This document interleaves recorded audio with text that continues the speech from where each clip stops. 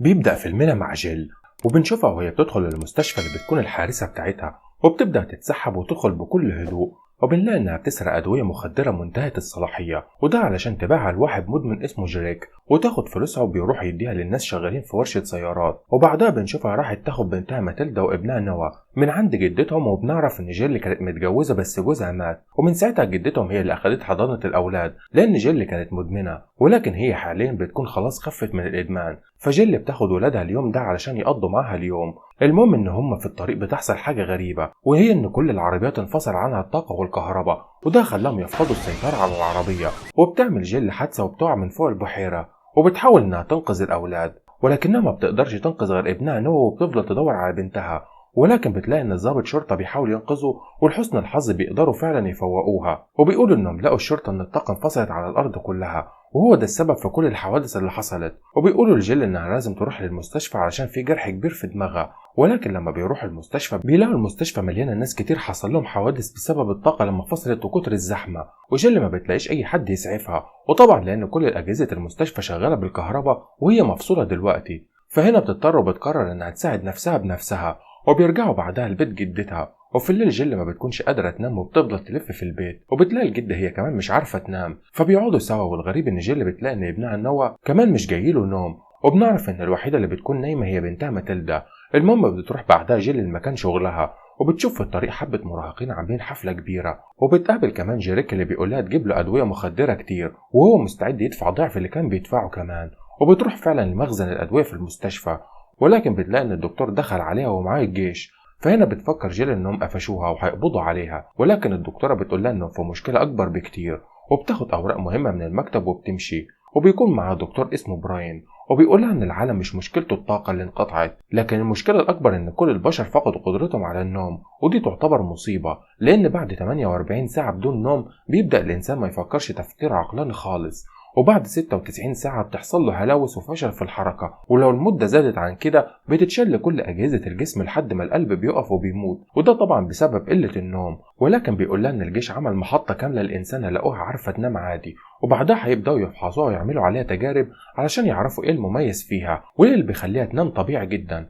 فبتقلق جيل على بنتها وبتقول له انها لسه نايمه، وطالما محدش يعرف ينام يبقى هي اكيد فقدت وعيها. فبيجي براين وبيقول لها حتى مفيش حد بقى يقدر يفقد وعيه، وان الشخص يا اما يصحى يا اما ميت. وبيقول لها ان لو فعلا هي كانت نايمه بيقول لها ان لازم تقدمها للجيش علشان يقدروا يوصلوا للحل من خلالها ويقدروا يساعدوا بقيه البشريه. فبتقلق جيل على بنتها لا تكون ماتت، وبتجري على البيت علشان تشوفها، ولكن لما بتوصل بتلاقي بنتها على السرير. وهنا ابنها بيعرفها ان اخته راحت مع جدته في الكنيسه، فبتروح تجهز شنطتها وبتاخد لبس واكل، وبتقول لابنهم انهم لازم يسافروا فورا، بس الاول لازم يلاقوا عربيات شغاله زي عربيه الجيش، وده علشان يقدروا يهربوا. ولكن اثناء ما بتكون ماشيه بتتفاجئ بدكتور براين رايح ليها، وبيحاول يقنعها ان لازم تدي بنتها للجيش علشان تساعد العالم كله، وبيقول لها انهم هيعملوا ليها محطه خاصه بيها وما تقلقش عليها نهائي، وبيقول لها انهم هيهتموا بيها وهيعرفوا منها سبب نومها بس. لكن جيل ما بتسمعش بقيه كلامه، وبتكون رافضه ان بنتها تبقى فار تجارب للجيش، وبتاخد ابنها وبتمشي بسرعه علشان تروح لبنتها في الكنيسه.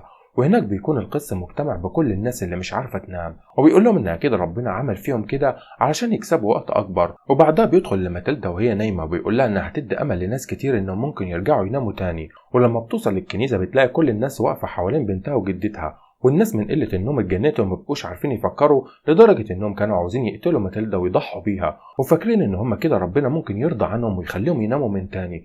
وبيكون في شرطي بيهدد ماتيلدا بسلاحه وبيمنعها انها تخرج من الكنيسه، ولكن براين بيتدخل وبيحاول يفهمهم انهم مش في وعيهم، وانهم يسيبوا البنت تروح للجيش وهو هيقدر يساعدهم، وبيهددهم انهم لو ما سابوش ماتيلدا هيمشي وهيرجع ليهم بالجيش. بس بيتفاجئ ان الشرطه بيضرب عليه نار فبيقع براين وبيموت، وبيخرج كل الناس من الباب الخلفي. واثناء ما بيكون الشرطه بيدور على ماتيلدا بتشاور له الجده بعينيها الجيل علشان تقول لها ان ابنها في الدور الثاني، وفعلا بتطلع جيل لبنتها وبتاخده بسرعه وبيهربوا.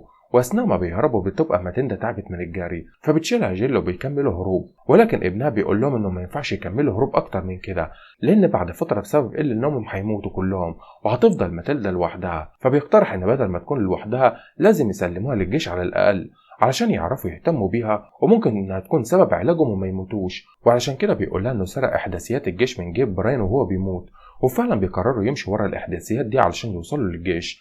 وبتحاول جيل تدور على العربية شغالة. فبتدخل ورشة الناس المدمنين اللي كانوا بياخدوا فيها مخدرات واللي كانوا بيستلموها عن طريق جريك، وبيبان انهم اتجننوا من قلة النوم. وبتلاقي جريك كمان مقتول على الارض، فبتستخبى بسرعة منهم، ولحسن الحظ بتقدر تسرق مفاتيح عربية من أصل عربيتين وبتستخبى لحد لما بيمشوا بواحدة منهم، وبتاخد هي العربية التانية وبتمشي. وبيفضلوا ماشيين لحد ما الليل بيجي عليهم، وبتتفاجئ في طريقها إن الرجال اللي كانوا في الورشة عملوا حادثة بالعربية بتاعتهم، وبتلاقي رصاص كتير مرمي على الأرض. فبتبدأ تاخد الرصاص والأسلحة اللي معاهم وبتكمل طريقهم. وأثناء ما بيكونوا ماشيين بتقول جيل لابنها إن اللي ضرب نار على عربية الناس أصحاب الورشة هم رجالة الدكتور ميرفي واللي كان موجود في الجيش. وبتقول له إنها مش واثقة فيه لأن الدكتور كانت دكتورة نفسية وخبيرة في أساليب التعذيب، بس ما بيكونش قدامهم حل غير إنهم يكملوا في طريقهم، وده علشان يوصلوا لمحطة الجيش. ولما بيجي النهار بيكونوا وصلوا المدينة في طريقهم، فبيوقفوا بالعربية وبيدخلوا مكتبة علشان يدوروا فيها على أي خريطة تساعدهم في الوصول. وهناك بتقول جيل لبنتها إنها لازم تتعلم دفاع عن نفسها، وده في حالة إن لو هي وأخوها خلاص ما بقوش جنبها. وبتحاول تخليها تمسك المسدس وتعلمها ضرب النار، ولكن ماتيلدا بتكون خايفة جدا. وبتتفاجئ جيل إن ابنها واقف قدامها وبتموته، وإنها كانت فاكرة قاعد في العربية تحت، بس ابنها بيكون مرعوب جدا جدا لأنه بيكون قدامها وهي بتضرب نار عليه ومش شايفاه. ودي طبعا بتكون من قلة تركيز بسبب قلة النوم، فبتتأسف له وبتحاول تستعيد تركيزها، وبتنزل بنتها علشان تنام في العربية. وبعدها بيقدروا يوصلوا لخريطة تساعدهم في الوصول، لكن بتلاحظ جيل إن في سجن قريب منهم وبيكون تم اقتحامه وكل المساجين هربوا منه. فبتنزل بسرعة لبنتها اللي نايمة في العربية، بس بيكون في مسجون سرق عربيتها وما بيكونش ملاحظ ان بنتها نايمة في العربية. وللأسف جيل ما بتقدرش تلحق بنتها وباقي المساجين، وبيكونوا عاوزين يهجموا عليها علشان يسرقوا منها السلاح. فبتضرب جيل رصاصة في الأرض عشان تخوفهم، ولكن بتتفاجئ ان الرصاص خلص منها. واثناء ما بتجهز نفسها للهجوم، المسجون المجنون ده بيهجم عليها واللي بيكون سرق عربيتها علشان ينقذهم. وفعلا بيركبوا كلهم للعربيه وبيهربوا بسرعه. وبتكون جيل طول ما هي في العربيه مطلعه المسدس وموجهاه ناحيه المسجون، وبتكون عماله تهدده. وبنعرف ان اسمه دوج، وبيحكي انهم كانوا في السجن لحد ما الحراس فتحوا عليهم السجن، وبعد كده سابوهم يخرجوا منه. واثناء كلامه بيفرمل بسرعه، فالمسدس اللي مع جيل بيقع، فبياخده بيهددها بيه، ولكن جيل بتعرفه ان ما فيهوش رصاص اصلا. فبياخد مفتاح العربيه وبينزل منها، وبيقول لها ينزلوا يجيبوا بنزين، وبيلاقوا ان في جرار واقف على الطريق، فبياخدوا منه بنزين. وفي الوقت ده دوج وابنها بيلاقوا طياره مدمره على الطريق، فبيبداوا يدوروا فيها على اي حاجه تقدر تساعدهم. وهنا دوج بيعرف من ابنها ان اخته هي الوحيده اللي بتعرف تنام طبيعي من ساعه الحادثه. وبعدها دوج بيلاقي لبس في الطياره، فبيغير هدوم السجن وبيكملوا طريقهم بالعربيه. وبيقول لهم انه ملهوش مكان يروحوا فيه، فبيقرروا انهم يساعدوه لحد ما يوصلوا للمكان اللي عايزينه. واثناء ما بيكونوا في طريقهم بتقرر جيل تعلم ماتيلدا السواقه علشان تقدر تعتمد على نفسها، وده لو حصل ليهم حاجه. ولكن بتتفاجئوا انهم وصلوا المكان مسدود، وبيشوفوا ناس متعلقه من رجليها وفي ناس كتير بتحاول تهجم عليهم. فبتبدل جيل مكانها مع بنتها بسرعه، وبتحاول انها تهرب، وفعلا بيقدروا يهربوا لحد لما بيوصلوا لمحطه الجيش. وهنا بتقدر جيل انها تدخل المحطه لوحدها الاول علشان تتاكد انها امان قبل ما تدخل بنتها. وبتقول لدوج انه ساعدهم كتير وانه يقدر دلوقتي ياخد العربيه ويسيبهم. وبعدها بتدخل جيل للمحطه على طريق الغابه، وبتسمع 2 من رجاله الجيش بيقولوا كلمه المرور لانهم بيكونوا ابتدوا ينسوها. وبعدها بتكتب كلمه المرور على باب المحطه، وبتقدر فعلا انها تدخل وتتنكر كانها دكتوره. وطبعا محدش بيقدر يكتشفها لانهم كلهم بيكونوا فاقدين تركيزهم. وبتقدر انها توصل للست اللي بتقدر تنام، وبتقول لها انها هتهربها، لكن في مقابل كده انها تفضل مع بنتها علشان تربيها وكمان تحميها لما هم يموتوا. ولكن الست بتكون كبيرة جدا في السن ومريضة، وبتقول لها انها محتاجة بنتها هي اللي تهتم بيها. وبتعرف جيل من الست دي ان ابنها كانت هتموت، ولكن تم انقاذها في اخر وقت. وساعتها الدكتور ميرفي بتدخل عليهم وبتسأل هي بتعمل ايه هنا في جيل، فبتقول لها انها جاية تساعدها. ولكن بتتفاجئ انهم لحد دلوقتي ما يقدروش يوصلوا للعلاج. فبتطلع جيل من المحطة وبتفضل تعيط وبتكون فاقدة الامل. ولكن بتتفاجئ ان دوج بيقتحم المحطة بالعربية ومعاه اولادها وبيتم القبض عليهم.